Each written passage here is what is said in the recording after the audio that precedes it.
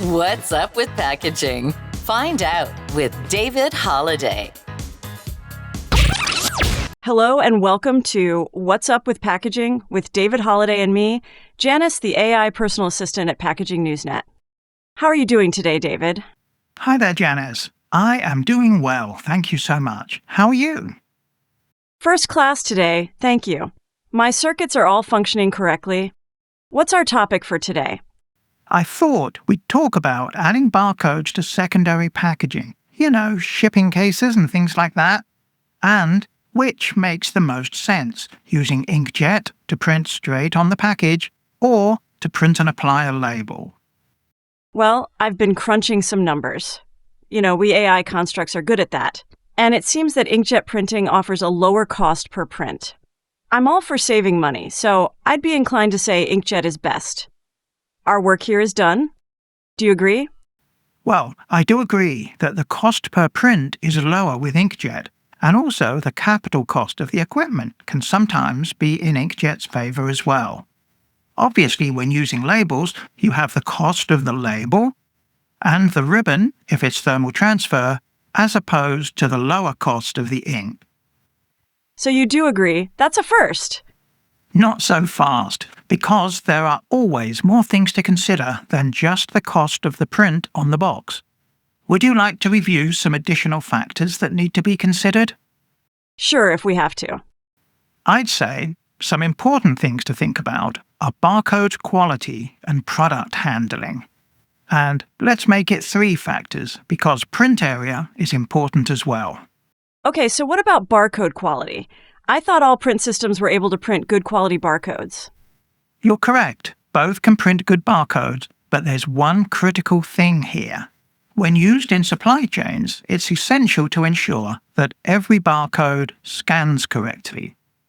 The way to achieve this is to verify that a barcode meets the quality standard every time.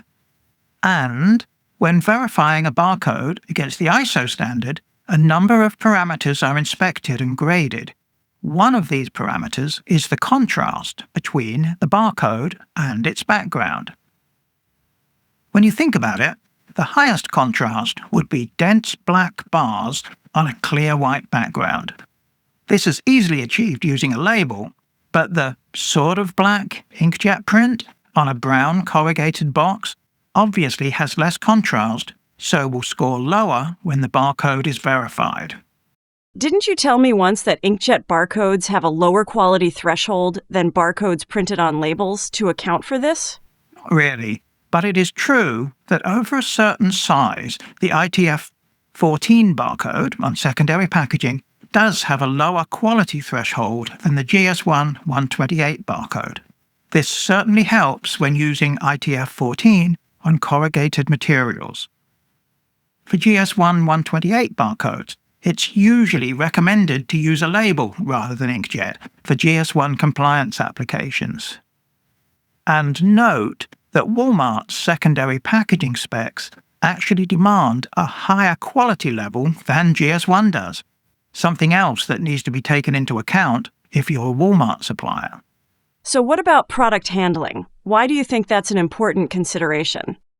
The inkjet printheads used for case marking applications have a limited throw distance. That's the distance the ink can travel from the nozzles to the product. It's usually about 1/8 of an inch or so the heads have to be mounted really close to the product, and the conveyor system needs to deliver each one accurately to the print system. Sometimes, in fact, the inkjet heads are mounted on spring-loaded brackets to help compensate for product position variations to some extent. But print and apply labelers can be much more forgiving of less than perfect product handling. It's also important that the conveyor runs smoothly. If the product is bouncing around on the conveyor, the result is ugly, wavy barcodes, and nobody wants those. So all we have to do is make sure we have a good conveyor and we should be okay? Yes, good quality and consistent conveyor systems are essential. I've seen inkjet installations struggle where customers have tried to install new inkjet printers onto old, poorly maintained conveyors.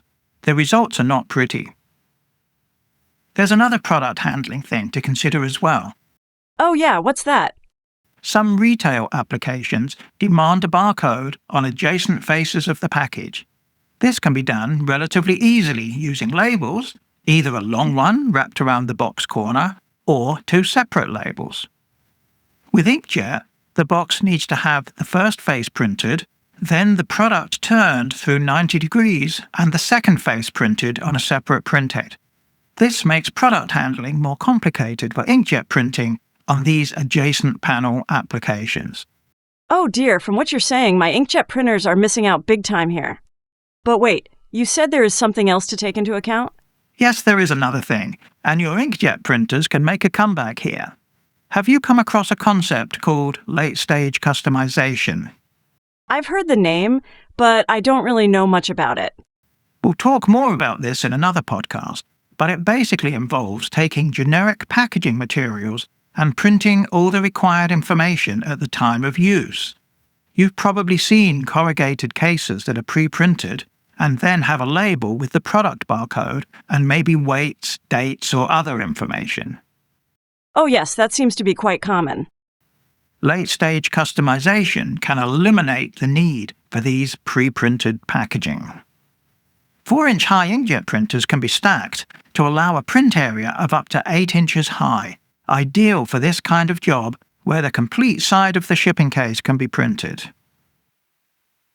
Obviously, when I ask which technology is best, you're going to say it depends. I can feel it coming. You're right, I am going to say it depends.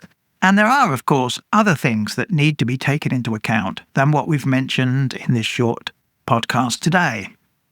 That's why, if your company is looking to invest in barcoding for secondary packaging, you should talk with a high-quality supplier that can give you good, unbiased advice as to what technology and equipment will work best for your particular application. Well, thank you, Mr. Holliday. It seems there is more to this than just the cost per print. Let's do this again soon. Cheers, Janice. Take care of those expensive AI chips. And thanks for listening, everyone. Watch out for another What's Up with Packaging very soon.